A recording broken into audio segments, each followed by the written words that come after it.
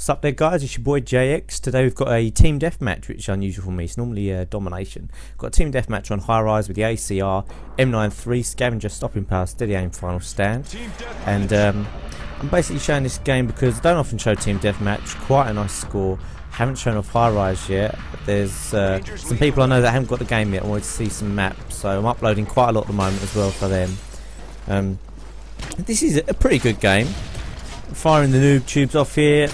In Call of Duty 4 I was pretty anti-noob tube, but because this game's just come out on some of the guns there isn't much other attachments to put on them, so I do put the noob tube on, and you get to learn the spawn points as well pretty well if you start throwing noob tubes around at spawns. Helps for S&D and so on. I do die a couple of times here at the start without killing anyone, but don't worry, you've got a good score coming up, and it shows people who are struggling with the game a pretty simple way to get a big score. I mean, you can see I'm struggling here, but I managed to pull it back. Playing my man Ryan at FC here, and Smith, some really good players. That's another reason I thought this was a good game, because I'm playing with some really good players and I get the highest score by far on this game, so it'll be a good one to watch.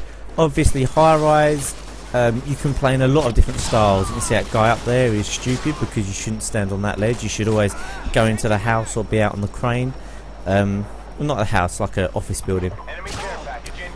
I normally snipe on it, to be honest, especially in domination. I'll snipe in one of the sniper spots, or you can get a silent submachine gun and run underground. But I just so happen to have the ACR in this gun. Really good all-round gun. ACR in this game even.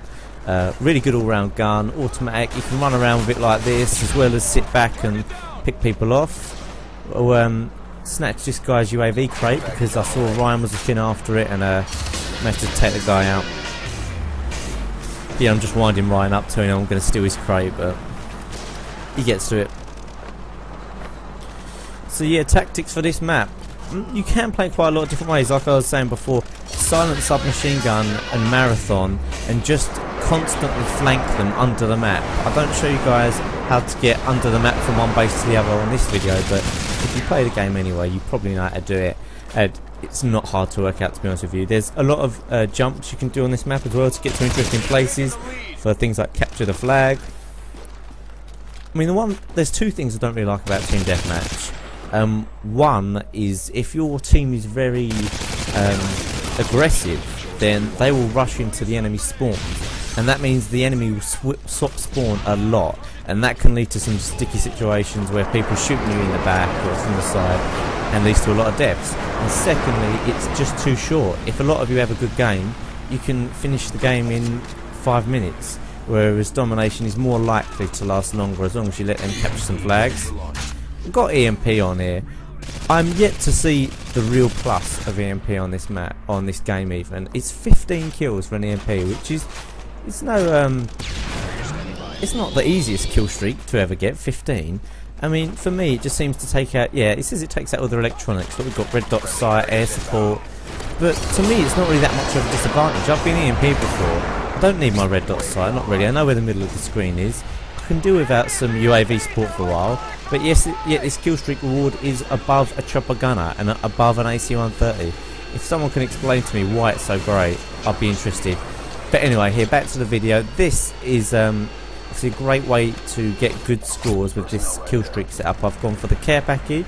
Well, I wouldn't always choose care package. Sometimes I go for Predator missile and Harrier strike, which is still better than helicopter in my opinion, and then chopper gunner, which I've actually stopped using chopper gunner because of what happens here, to be honest with you. It's just too easy to take down 10 guys, and they've got no chance. I mean, I know people say it only takes one Stinger missile, but if you're being suppressed like this, and you're also being shot from the opposition team, not just a chopper gunner, it is hard work. So I tend to use AC-130 now, but if you're struggling with the game, I'd say set up your kill streak rewards, Predator missile, Harrier strike, and then chopper gunner. When you get to Harrier strike, stay back, stay alive. I mean, don't camp too much, but just make sure you stay alive, because once your Harrier, if it gets you 3 kills, you're in the money, as you saw there.